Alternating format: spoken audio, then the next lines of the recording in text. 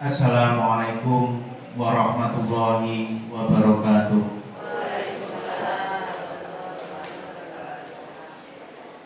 Yang kami hormati Bapak Kepala Sekolah SMA Negeri 1 Teras Boyolali, yang diwakili oleh Ibu Sri Hartati SPD.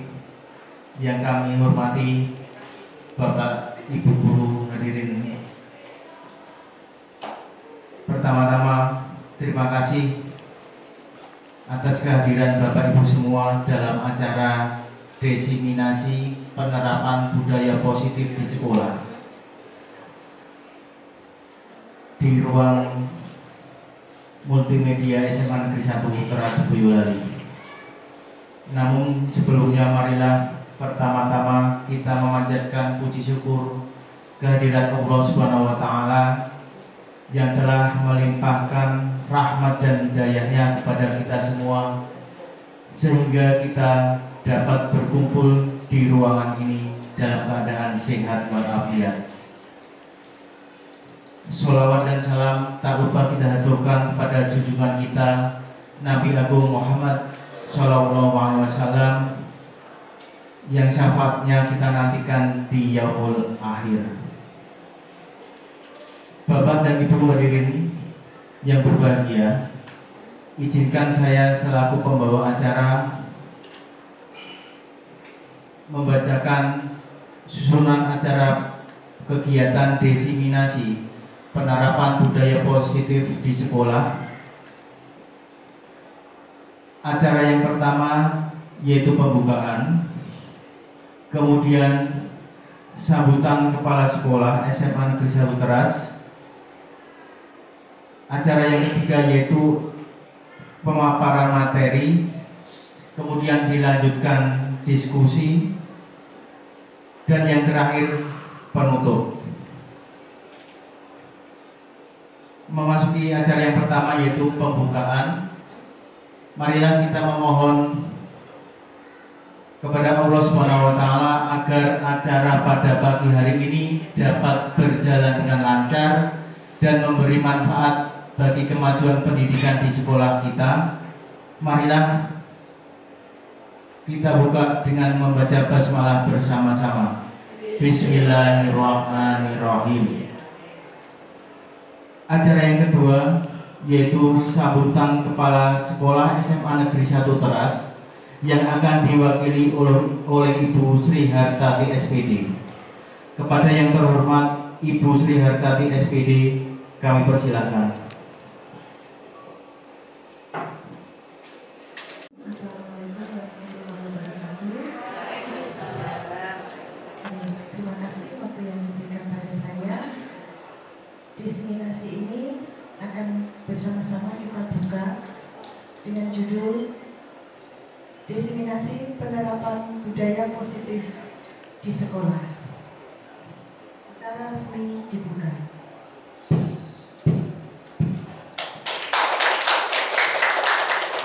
Semoga lancar dan bermanfaat untuk kita semua. Amin. Assalamualaikum warahmatullahi wabarakatuh.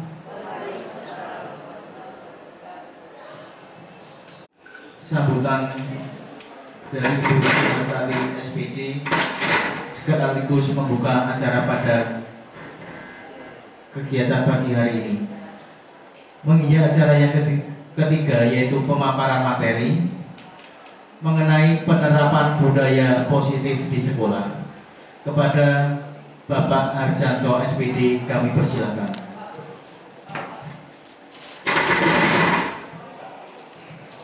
Bismillahirrahmanirrahim. Assalamualaikum warahmatullahi wabarakatuh. Yang terhormat Bapak Kepala Sekolah, dalam hal ini diwakili oleh Ibu Bapak Humas Ibu Sri Hartati SPD dan Bapak Ibu guru sekalian yang bersedia datang dan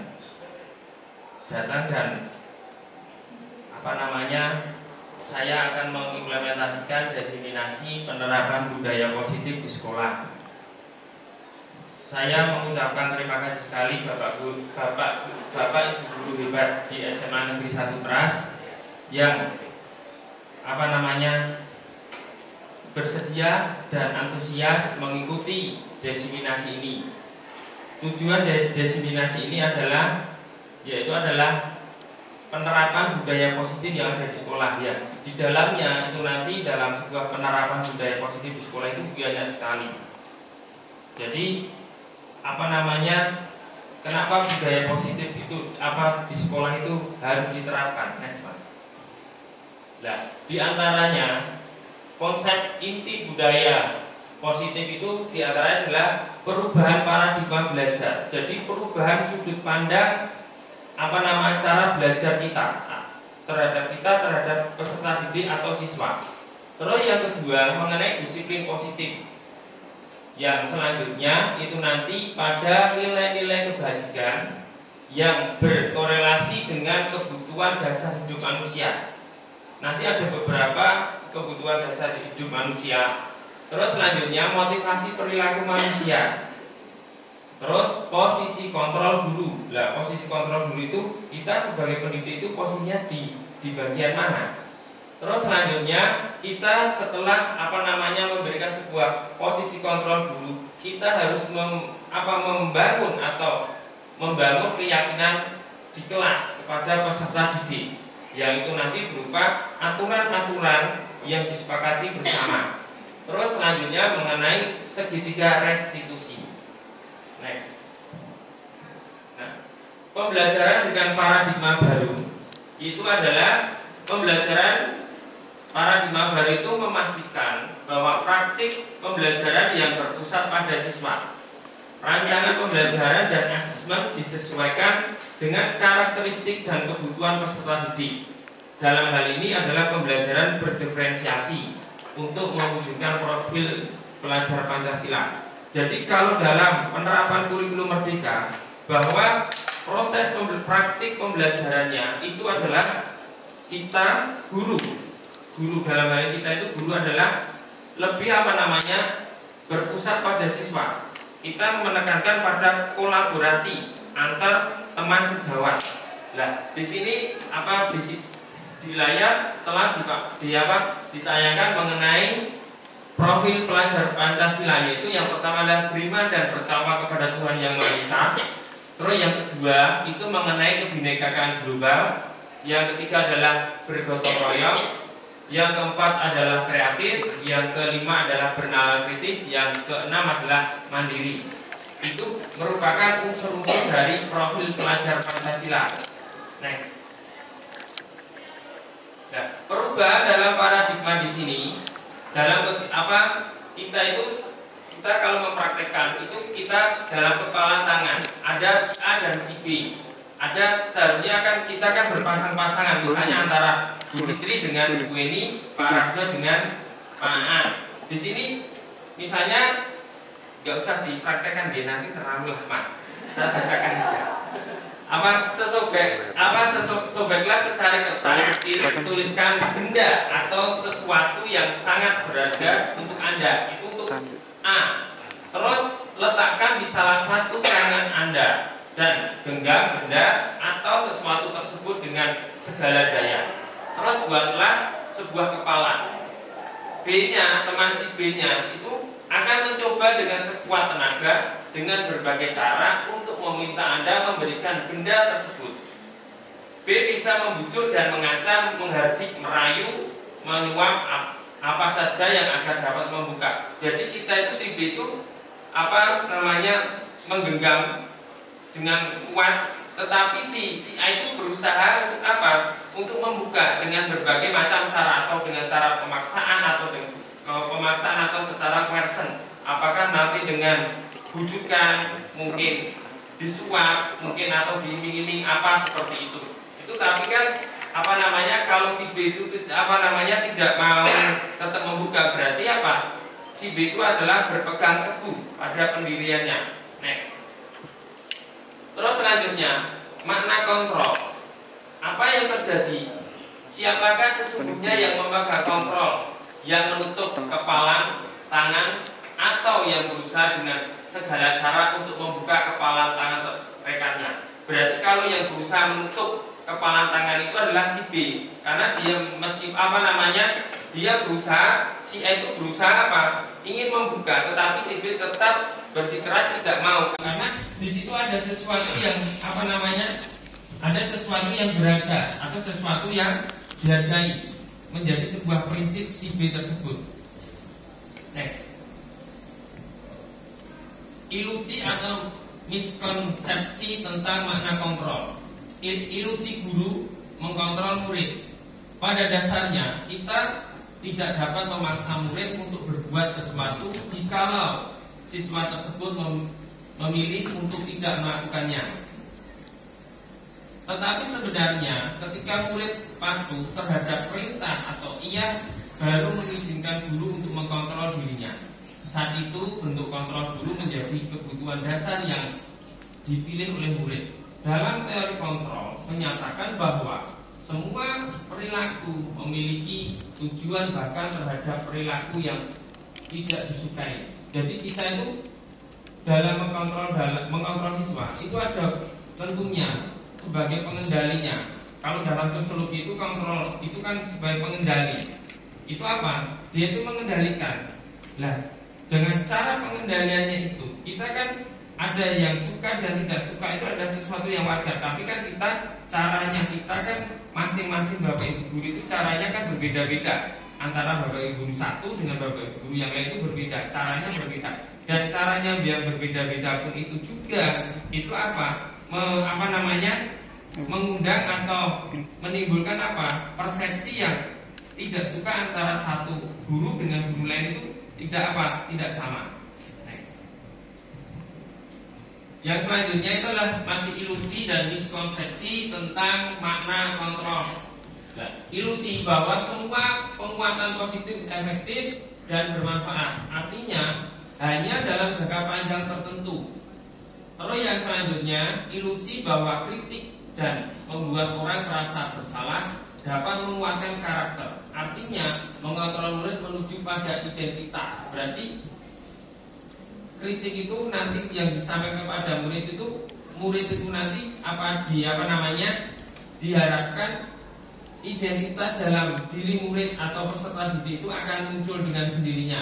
Terus yang ketiga itu adalah ilusi bahwa hukuman positif atau negatif menjadi siswa disiplin, artinya bahwa hukuman atau sebuah punishment dianggap sebagai ancaman sehingga murid menghindari.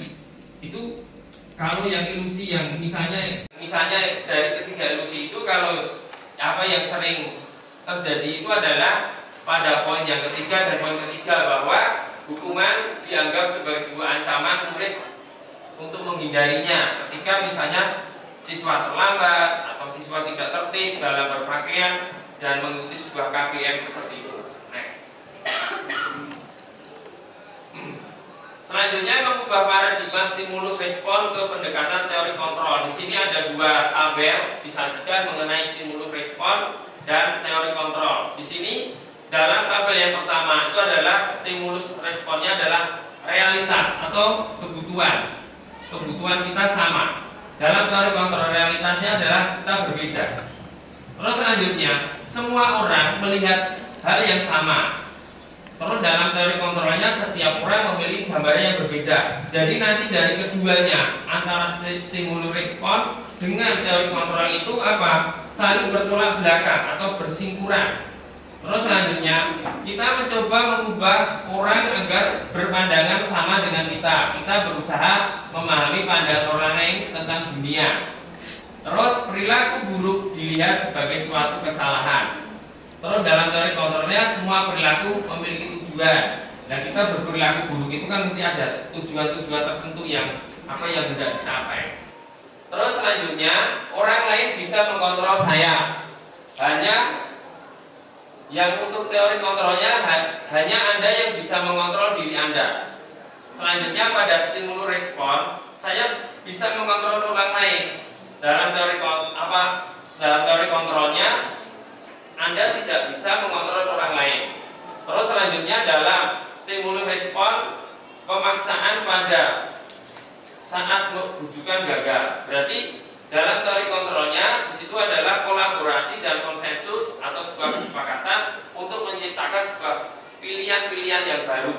Terus selanjutnya pada stimulus responnya itu adalah model berpikir menang kalah. yaitu adalah dalam teori kontrolnya adalah model berpikir menang-menang. Berarti kayak ketika kita ada sebuah permasalahan, ada win-win solution atau win solution atau apa seperti itu. Next. Selanjutnya mengenai bagian yang selanjutnya itu mengenai disiplin positif. Nah, disiplin positif secara etimologis itu berasal dari kata disiplina yang artinya belajar. Disiplin mengacu pada disiplin diri yang memiliki tanggung jawab terhadap apa yang dilakukan berdasarkan nilai-nilai yang diyakini. Berarti berdasarkan nilai-nilai yang diyakini itu berdasarkan nilai-nilai kebenaran yang diyakini setiap individu atau setiap guru dalam hal ini. Terus selanjutnya bahwa disiplin positif itu merupakan salah satu cara penerapan disiplin yang bertujuan untuk menumbuhkan kesadaran serta memberdayakan peserta didik tanpa imbalan penghargaan atau reward, ancaman dan hukuman. Selanjutnya sebagai pendidik kita diterapkan implementasinya kepada kita adalah sebagai pendidik bahwa tujuan kita adalah menciptakan peserta didik yang memiliki disiplin diri sehingga apa? Berperilaku mengacu pada nilai-nilai kebajikan universal dan nilai-nilai motivasi intrinsik untuk berperilaku ke arah yang lebih baik. Next. Terus selanjutnya mengenai nilai-nilai kebajikan. Nilai yang disepakati bersama, nilai dari suku, bangsa, agama, bahasa maupun latar belakang. Nilai sendiri itu adalah bahwa atau values adalah sesuatu yang dihargai. Berarti sesuatu yang dihargai adalah sesuatu yang dianggap benar ataupun yang dianggap salah. Terus contoh nilai kebajikan dalam hal ini adalah nilai-nilai kebajikan itu yang yang baik, beriman dan bertakwa kepada Tuhan Yang Maha Esa, berakhlak mulia, berkebinekaan global, gotong royong, mandiri, kreatif, dan bernalar kritis. Itu bagian dari unsur profil pelajar Pancasila kalau pada poin yang pertama. Terus selanjutnya adalah toleransi, rasa hormat, empati, percaya diri, dan mempunyai komitmen. Terus selanjutnya dapat dipercaya, lurus hati, pendengar aktif, tidak merendahkan orang lain, memberikan yang terbaik. Jadi memberikan yang terbaik terhadap kita semua. Dan ini adalah sebuah peserta didik. Next.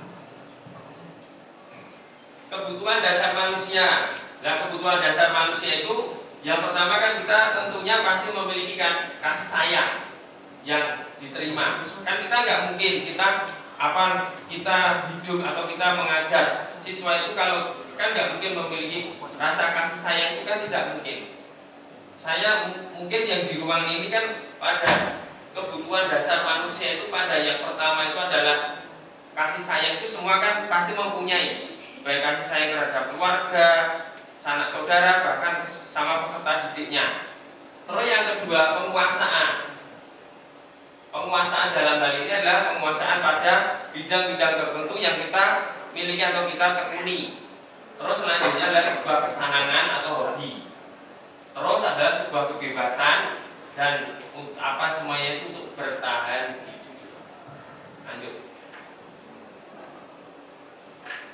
Selanjutnya yaitu adalah motivasi perilaku manusia. Yang pertama adalah motivasi di sini adalah motivasi eksternal. Nah, dalam motivasi eksternal itu mencakup untuk menghindari ketidaknyamanan hukuman atau sebuah punishment. Ada lagi juga untuk mendapatkan imbalan atau penghargaan dari orang lain. Berarti kita memberikan sebuah motivasi eksternal itu memiliki memiliki tujuan. Artinya memiliki tujuan itu untuk mendapat sebuah imbalan atau penghargaan dari orang lain. Terus selanjutnya adalah motivasi internal. Jadi ada motivasi eksternalnya, terus ada motivasi internalnya. Kalau yang motivasi internalnya itu yang pertama itu adalah untuk menjadikan orang yang mereka inginkan dan menghargai diri sendiri dengan nilai-nilai yang mereka percaya. Terus selanjutnya itu pada motivasi internal sendiri adalah menghindari hukuman atau sebuah punishment dan penghargaan yang berlebihan agar meminimalisir motivasi eksternal dalam dalam diri murid tersebut. Next. Terus di sini ada disajikan beberapa tayangan mengenai hukuman, sebuah konsekuensi, dan restitusi. Yang pertama adalah mengenai sebuah hukuman. Di sini adalah tidak terencana atau tiba-tiba atau eksidental. Di sini murid tidak tahu apa yang akan terjadi, murid tidak tahu apa yang akan terjadi atau tidak dilibatkan. Terus selanjutnya bersifat satu arah. Berarti satu arah itu cuma dari arah saya toh, tidak misalnya saya dengan Pak Raja atau dengan Bu Eni itu kalau itu kan saya dua arah, atau arah ke Bu Eni sama ke arah Pak Rajo. Terus yang selanjutnya berupa hukuman. Hukuman itu bisa secara psikis atau secara fisik. Kalau secara fisik jelas, kalau secara psikis itu seperti yang sedang berkembang sekarang itulah bullying itu ada juga yang mengatakan itu adalah sebuah hukuman secara psikis.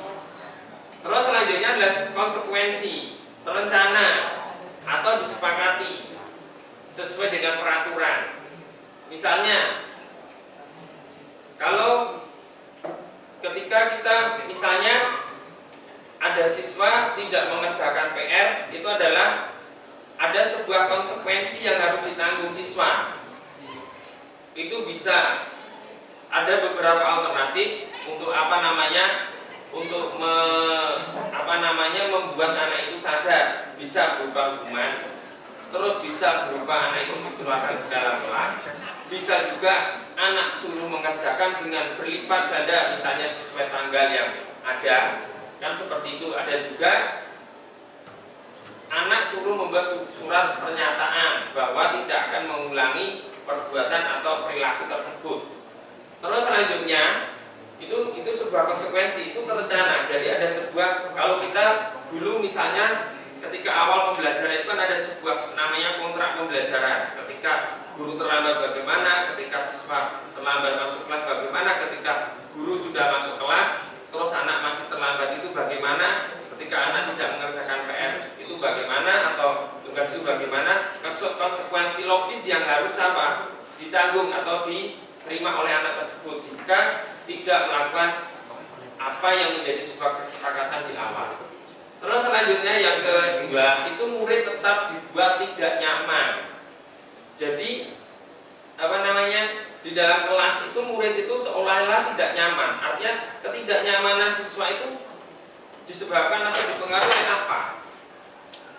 Karena mungkin dia beban terhadap dirinya sendiri bahwa saya tidak melakukan atau tidak melakukan kesepakatan bersama, itu seperti itu.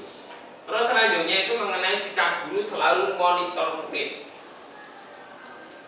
Pada dasarnya kan kalau murid itu mulai jam 7 sampai setengah 4 itu kan yang memonitor atau yang mengkontrol itu kan adalah guru di sekolah. Tapi kalau ketika nanti di luar jam yang ditentukan atau jam dinas, itu adalah sebuah tanggung jawab orang tua. Jadi kita mempunyai kewajiban ketika siswa berada di lingkungan sekolah, ya kita harus mengkontrol atau mengendalikan siswa tersebut. Jangan sampai melakukan sebuah perbuatan yang tidak sesuai dengan aturan di sekolah. Terus selanjutnya mengenai restitusi. Dalam restitusi itu proses mencipta kondisi bagi siswa untuk memperbaiki kesalahan. Dalam hal ini restitusi itu adalah sebuah perilaku, sebuah tindakan atau usaha untuk memperbaiki diri. Terus dalam prosesnya itu nanti bisa secara kolaboratif kerjasama yang mengajarkan murid untuk mencari solusi sendiri. Apakah mencari solusi siswa itu nanti bisa mencarikan solusi sendiri, bisa dengan guru, bisa dengan guru konseling seperti itu. Next. Nah, tindakan guru. Di sini ada beberapa tindakan guru yang harus dilakukan yang termasuk konsekuensi, yang termasuk hukuman atau sebuah konsekuensi. Misalnya, mencatat 100 kali di dalam buku kalimat, saya tidak akan terlambat lagi karena terlambat di sekolah. Menurut Bapak Ibu semua, ini termasuk sebuah hukuman atau sebuah konsekuensi? mencatat 100 kali di dalam buku kalimat, saya tidak akan terlambat lagi karena terlambat ke sekolah. Ini kalau menurut Bapak Ibu itu merupakan hukuman atau sebuah konsekuensi. Hukuman. Terus selanjutnya, lari mengelilingi lapangan basket 2 kali karena terlambat hadir di sekolah. Hukuman. Terus selanjutnya, murid meminta untuk push up 15 kali karena tidak menggunakan masker sekolah. Hukuman. Terus menggantikan yang selanjutnya itu menggantikan kertas tugas teman yang telah dicoret-coret, sebuah konsekuensi. Terus membersihkan tumpahan air di meja tulis karena bersenggolan pada saat belajar, konsekuensi. Terus selanjutnya murid disuruh untuk mengenakan sepatu seharian di sekolah karena tidak mengenakan sepatu hitam. Hukuman. Kalau aturannya sepatu hitam kan, kalau memakai sepatu putih kan ada sebuah sanksi yang diterima oleh siswa tersebut atau murid tersebut. Terus selanjutnya lari mengelilingi lapangan basket 2 kali karena terlambat 10 menit untuk pelajaran PJOK. Hukuman. Berarti antara hukuman dan konsekuensi itu penekanannya sudah sangat jelas. Next. Terus di sini ada sebuah identitas. Berarti ada hukuman, ada konsekuensi dan restitusi. Nah, yang pertama pada identitas gagal. Di situ ada sebuah hukuman. Berarti ketika pada hukuman itu nanti dikatakan nanti mendapatkan hukuman itu adalah ada sebuah identitas yang gagal. Yang pertama itu adalah sesuatu yang menyakitkan harus terjadi.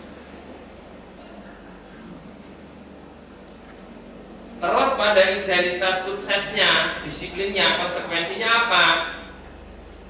Sesuatu harus terjadi. Kalau yang hukuman tadi sesuatu yang meyakinkan harus terjadi. Tapi kalau dalam konsekuensinya itu adalah sesuatu harus terjadi, memang harus terjadi. Terus selanjutnya pada restitusi, itu merupakan sebuah pilihan, terjadi atau tidak terjadi.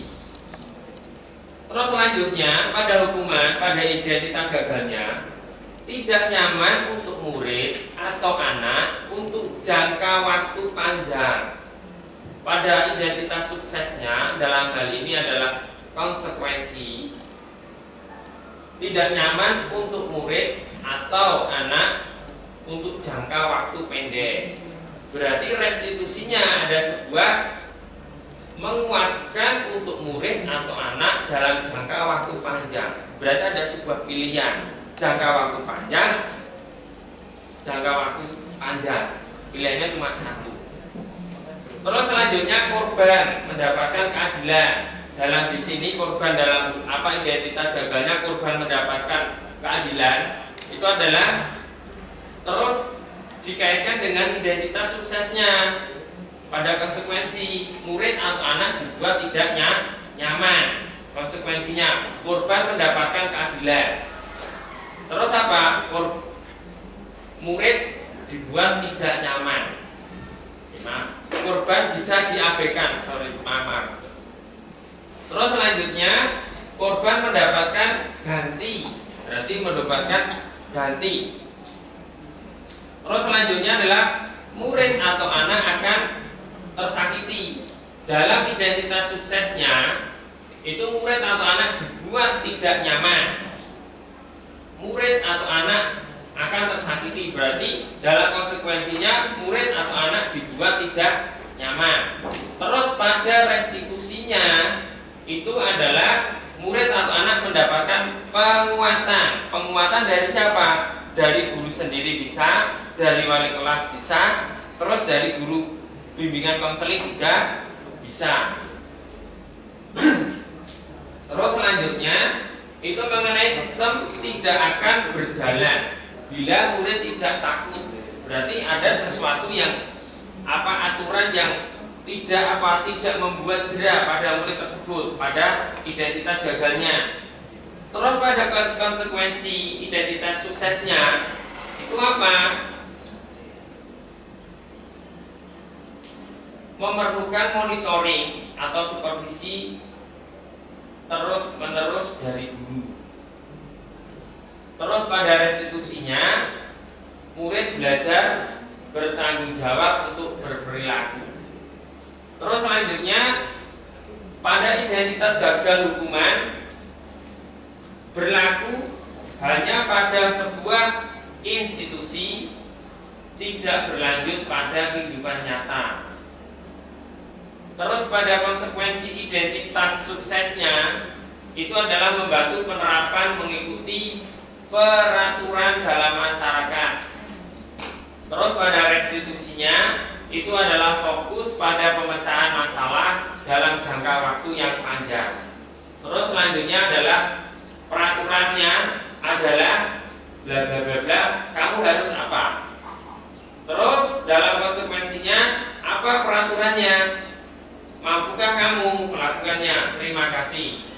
Terus pada restitusinya apa yang kamu yakini, apa yang bisa kamu lakukan untuk memperbaiki masalah tersebut. Kalau dalam hal ini nanti biasanya dalam penerapan segitiga restitusi itu ada sebuah kasus, antara ada dua kasus. Jadi kita seolah-olah kayak disuruh buat sebuah dialog.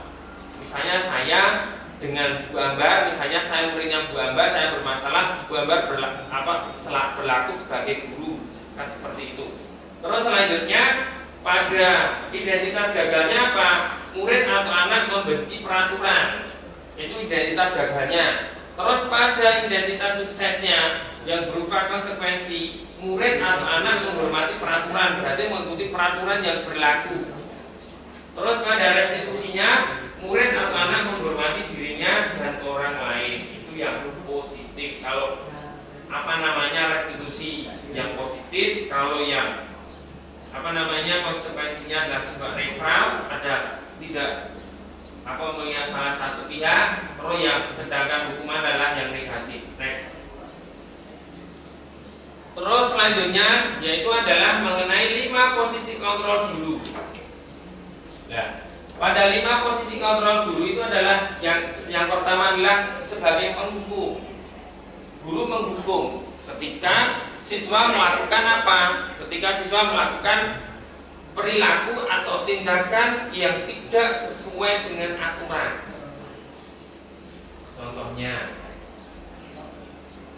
Contohnya apa nggih? Contohnya misalnya siswa datang terlambat, mendapat sebuah hukuman. Terus tadi disampaikan siswa tidak mengenakan sepatu warna hitam yang sudah sesuai aturan yang berlaku di sekolah. Terus siswa disuruh menulis 100 kali atau 200 kali karena tidak mengerjakan tugas atau PR. Terus yang kedua itu adalah membuat rasa bersalah. Jadi membuat rasa bersalah itu apa? Guru-guru dengan apa? Dengan perkataan atau ucapan. Misalnya kalau Anda tidak melakukan seperti ini, berarti Anda tidak apa? Tidak akan dihukum. Kenapa Anda tidak mengerjakan PR? Kamu di rumah ngapain saja? Pekerjaan Anda apa saja? Kalau kamu tidak ingin dihukum, berarti Anda harus mengerjakan tugas itu. Jadi nanti Anda tidak mendapatkan sebuah hukuman. Itu dari perkataan atau ucapan dari guru tersebut membuat rasa bersalah. Siswa itu membuat rasa bersalah dan pada akhirnya siswa itu nanti memiliki kesadaran untuk berubah. Tidak harus pada penghukum, tapi istilahnya membuat rasa bersalah juga bisa. Terus selanjutnya, guru sebagai teman. Bisakah kita Bapak Ibu guru sekali semua itu dengan siswa itu sebagai teman bisa? Bisa enggak? Bisa. Saya dengan sebagai teman bisa, tetapi ketika kita memposisikan siswa atau guru sebagai teman, kita di sekolah kan kita harus ada norma-norma yang harus dihormati. oleh siswa tersebut. Tidak kalau dianggap sebagai teman, terus murid dengan seenaknya sendiri, misalnya tidak bosok, tidak sopan dan sebagainya, kan tidak boleh. Tapi kan ada norma-norma yang atau sekat yang harus kita jaga. Terus selanjutnya yang keempat adalah pemantau. Kita memantau siswa seperti tadi. Pada jam 7 sampai jam setengah 4 kita di sekolah itu sebagai pemantau. Memantau apa? Dalam proses pembelajaran di sekolah. Ketika siswa itu mempunyai masalah di sekolah, posisi siswa itu masih di jam sekolah, kita apa? Kita harus bertanggung jawab, kita harus memantau. Mantau bagaimana? Anak saya bagaimana? Ada permasalahan apa? Misalnya terjadi sebuah perselisihan atau perkelahian antar kelas dan sebagainya. Kita sebagai pemantaunya apa? Kita harus mengawasi sebagai kontrolnya.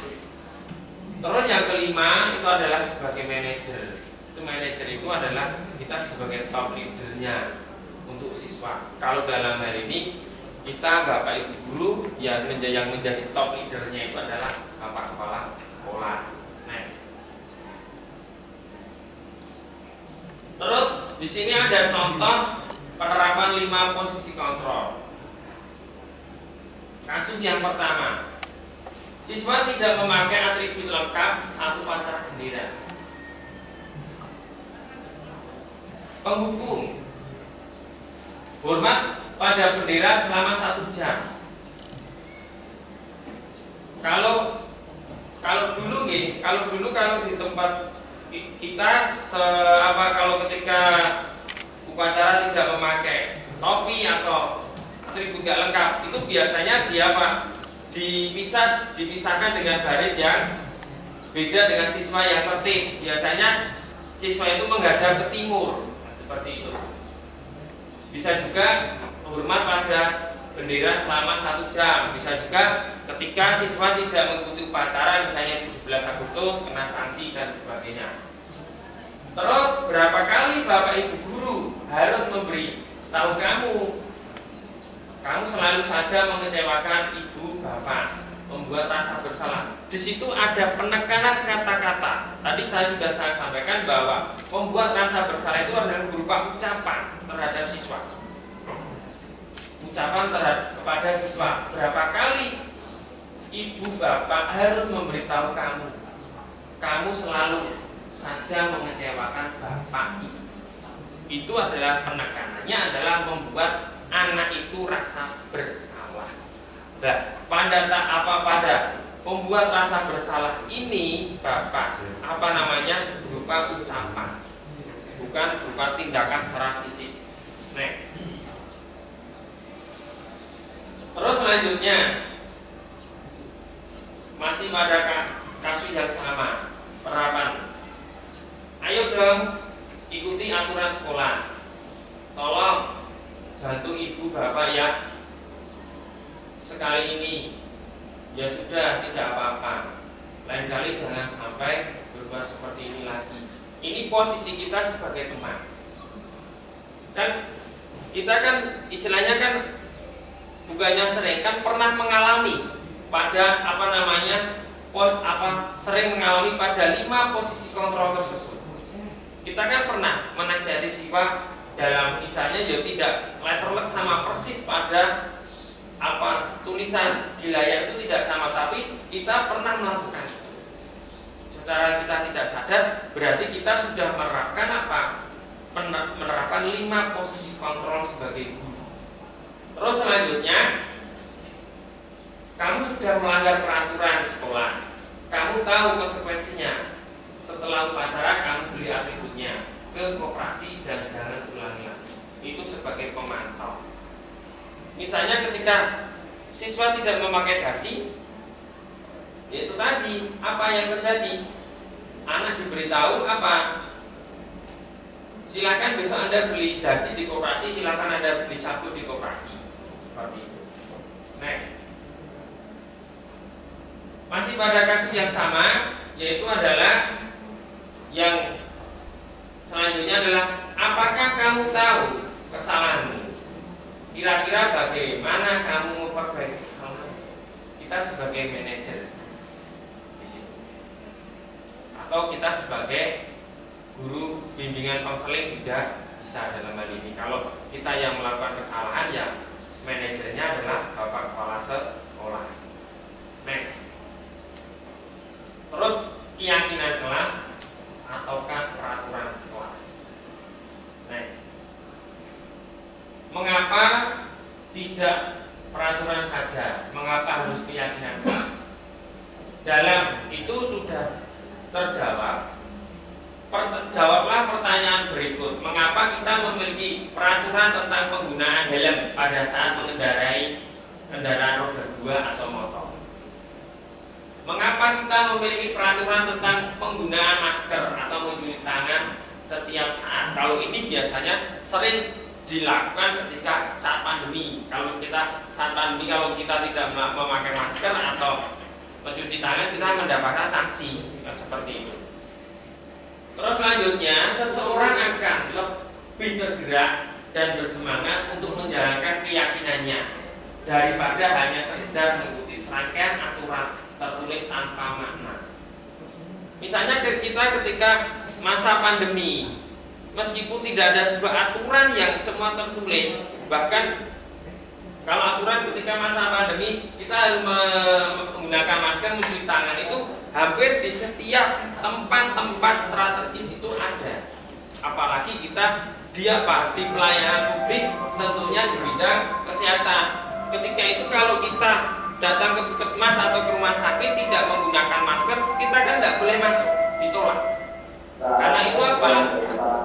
Sebuah aturan. Dan kita misalnya ketika kita berkendara sepeda motor menggunakan motor, kita tidak memakai helm, apa yang terjadi? Kita akan kena tilang. Itu sebuah apa? Aturan yang harus dipatuhi. Misalnya ketika ketika lewat jalan di lampu merah atau bangjo, kan banyak sekali menerabas lampu merah, itu banyak sekali. Kan seperti itu. Apalagi sekarang tidak ada polisi, hanya CCTV yang tidak bisa mengejar dan tidak bisa memberikan hukuman di tempat itu. Next. Terus pembentukan keyakinan kelas. Apakah keyakinan di dalam kelas itu perlu? Perlu. Yang pertama ini bersifat abstrak. Hanya saja dengan values. Values itu sifatnya abstrak, tidak bisa terlihat, tetapi kita bisa merasakan apa yang menjadi sebuah kesepakatan itu. Terus berupa pernyataan yang universal, pernyataan yang umum, sifatnya umum, tidak mendiskreditkan salah satu suku, ras, bahkan agama. Terus dibuat dalam bentuk kalimat positif. Kalimat positif, tidak berupa kalimat negatif, kalimat positif. Singkat, jelas. Terus sedikit saja agar mudah diingat. Terus selanjutnya sesuai dengan kondisi kelas dan kondisi sekolah sehingga mudah diterapkan. Selanjutnya semua warga sekolah atau kelas dilibatkan saat membuat keyakinan kelas. Kita kalau ketika membuat sebuah keyakinan kelas, kita harus melibatkan siapa? Melibatkan siswa. Siswa yang kita ajar. Kan seperti itu. Terus meninjau kembali keyakinan kelas dari waktu ke waktu. Kalau di sekolah pada waktu dulu ketika pendampingan PI 2 ya Pak Lis.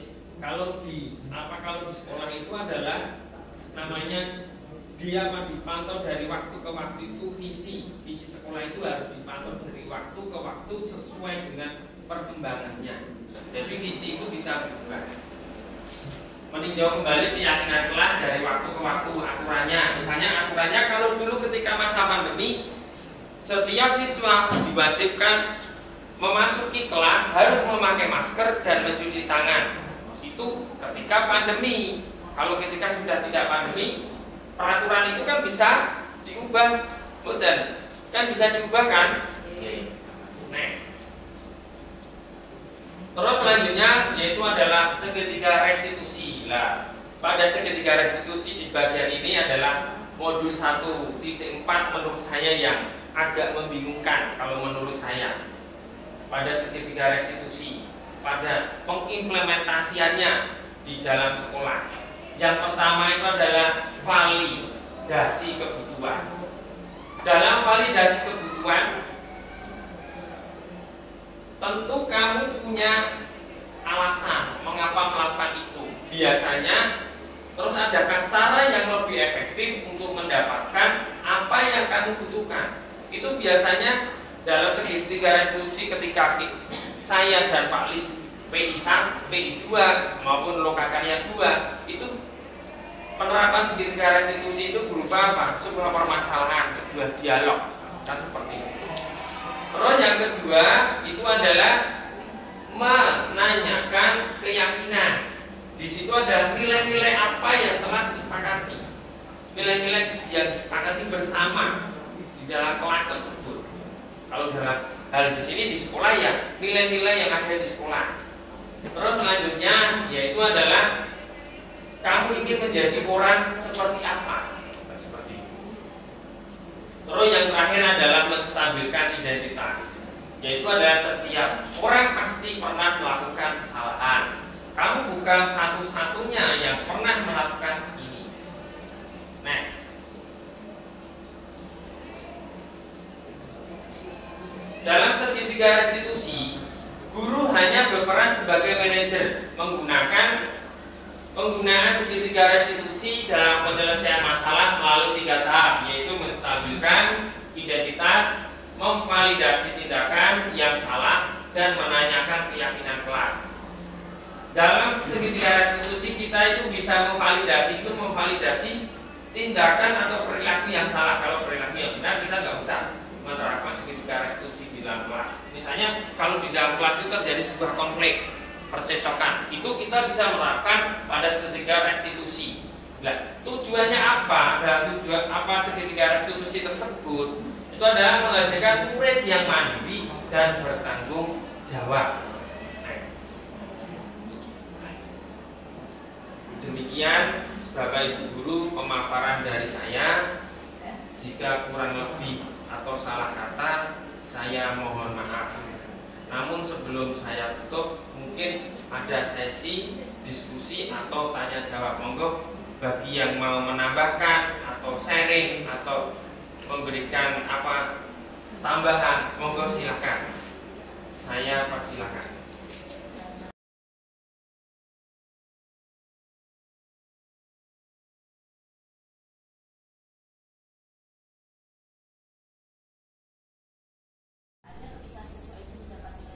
Tapi gurunya mungkin belum mempersiapkan coklatnya, Pak. Iya. Nanti anaknya jadi kelas isu, anaknya jadi, kenapa tuh Pak Lis kemarin menjadikan saya coklat kok ternyata tidak diberi. Jadi anak menjadi tidak percaya dengan gurunya, Pak. Iya, menurunkan trustnya pada guru ya. Trust isu, Pak. Bisa, bagus itu bisa ya mungkin aku usah hubungan. Kemudian Ya, terima kasih atas pertanyaan atau sanggahan atau saran yang diberikan dalam pemaparan saya pada pagi hari ini. Jika ada salah kata, tindakan atau kata-kata yang kurang berkenan dan saya sangat berterima kasih sekali karena saya telah mengganggu waktu Bapak Ibu mengajar. Terima kasih sekali. Semangat, tetap semangat.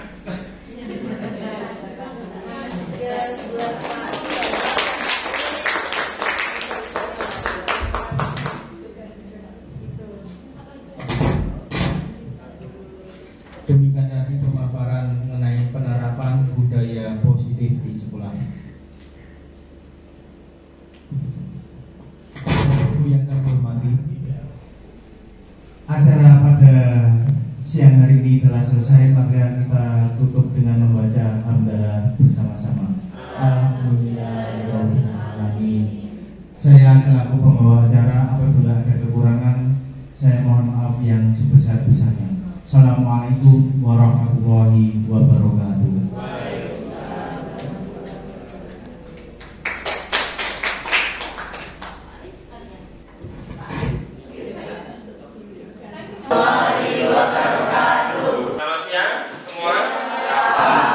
Bagaimana kabar hari ini? Mungkin ada yang nggak masuk? Terus ini Bapak pada siang hari ini akan menjelaskan mengenai atau mensosialisasikan mengenai keyakinan kelas. Apa tuh keyakinan kelas? Apa tuh bedanya keyakinan kelas dan kesepakatan kelas itu apa toh? Ketika dalam merumuskan keyakinan kelas itu harus menggunakan kalimat-kalimat positif. Misalnya, ketika Anda dalam proses pembelajaran tidak boleh menggunakan HP. Dalam proses pembelajaran itu maksudnya gini, ketika Anda ulangan sumatif maupun formatif itu tidak boleh menggunakan HP. Itu yang negatif. Tapi yang positifnya apa? Anda harus apa? Bertindak secara jujur. Terus apa lagi? Ketika dalam proses pembelajaran Anda tidak boleh makan dan minum. Tidak boleh makan dan minum. Berarti apa? Positifnya apa? Coba. Harus fokus, kan seperti itu. Mungkin bisa dipahami, bisa dimengerti. Kalau bisa, nanti saya akan membagikan stick note. Lah, Anda harus menuliskan keyakinan kelas minimal 2 yang bermuatan kalimat positif. Itu oke?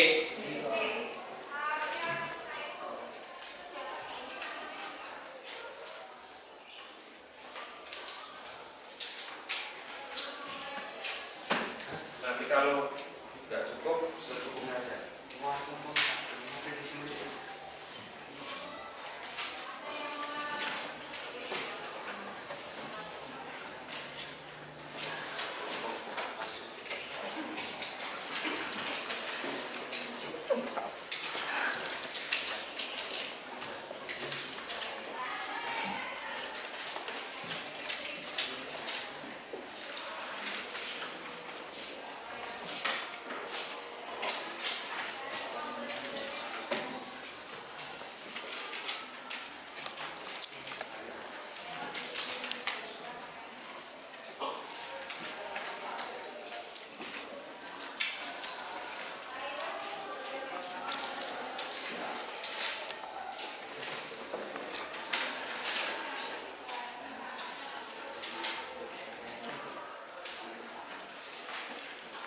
Nah, petunjuknya Anda tulis keyakinan kelas Anda.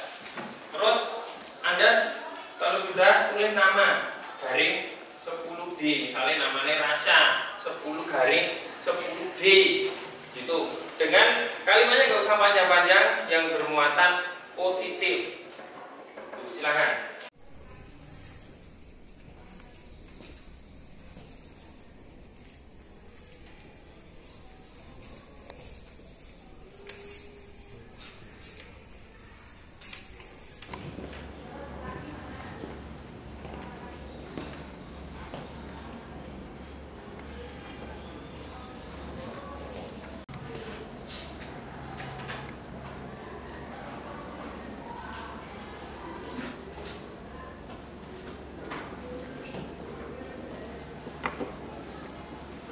Sudah sama.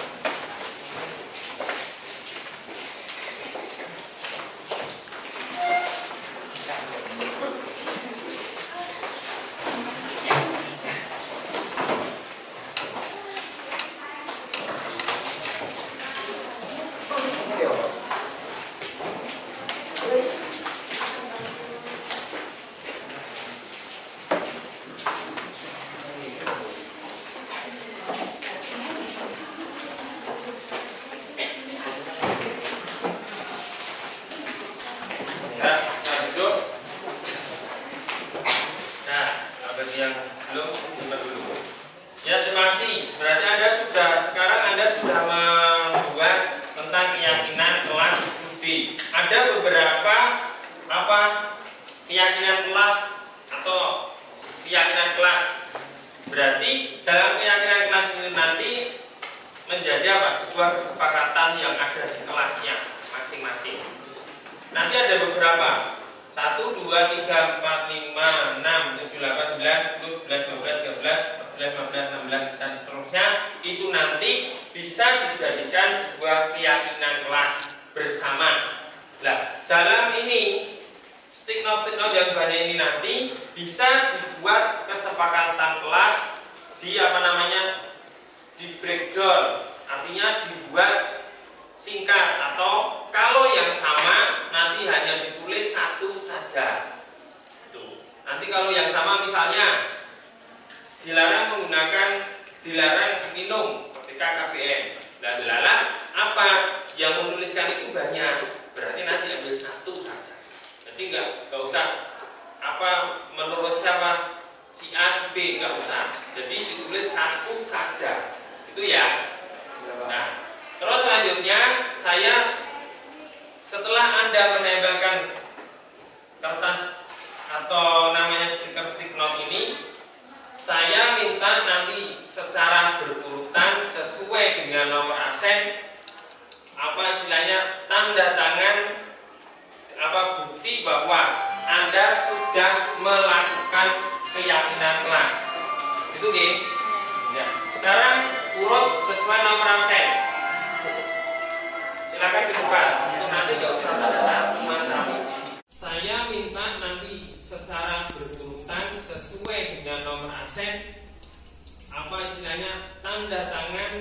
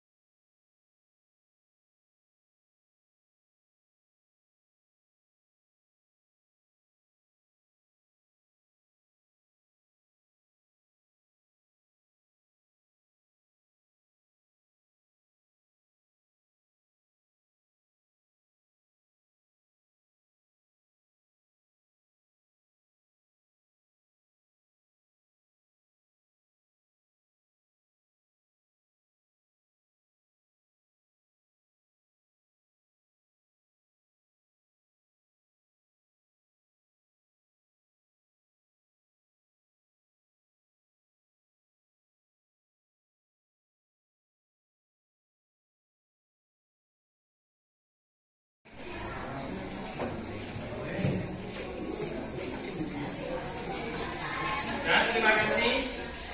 Silakan duduk kembali.